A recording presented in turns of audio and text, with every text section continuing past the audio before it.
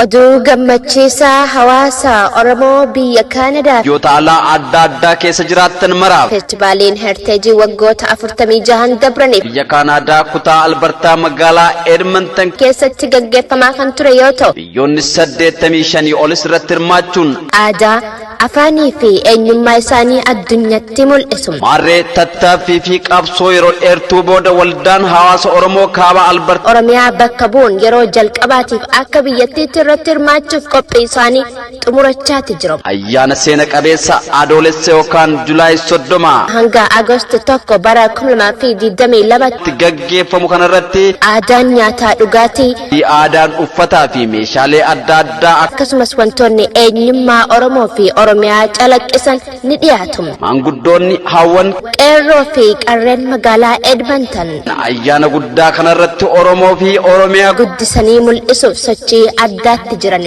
kanaaf Oromoonni biyya Kaanadaa fi biyyoota alaa adda addaatti argamtan yeroo boqonnaa yookaan vaakeeshinii bara kana magaalaa Edmontonitti akka dabarsitan hawaasni Oromoo magaalaa Edmonton kabajaa guddaan isin affeera. huccuu aadaa keessaniin faayamaa bareedaa koottaa guyyaa seena qabeessa kana nu waliin dabarsaa Oromoo fi Oromiyaa addunyaa waliin haa beeksifnu.